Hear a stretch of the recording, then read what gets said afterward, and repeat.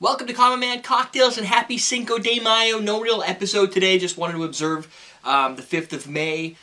Turns out it's not actually, it doesn't have anything to do with Mexican Independence Day, which was actually 50 years prior to Cinco de Mayo, or May 5th, 1862, when Puebla, I believe is how it would be said, it was battling against the French. 3-1 odds. The French had a lot of troops, well fed, well ready to go, if that's a way you say that, or formidable.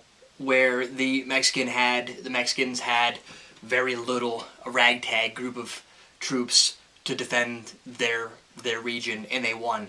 So while it wasn't a significant battle, it was more of a symbolic gesture, and in that.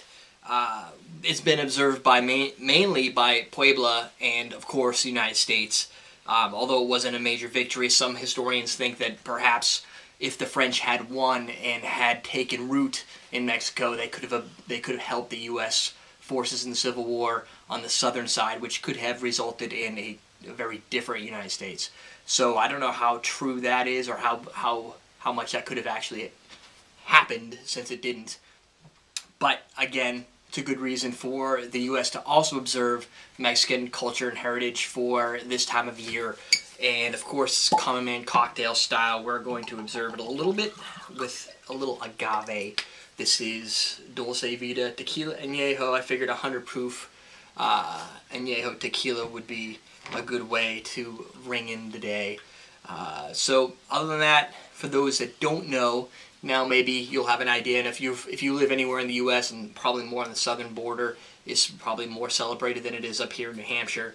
If you go to any Mexican restaurant today, there's going to definitely be observance of the minor holiday, probably with drinking and food. So whether you want a burrito or a margarita, that's really up to you, but I just thought I'd at least observe it and let people know, and that way, if you know what you're celebrating, you could celebrate and not feel like you're doing it ignorantly.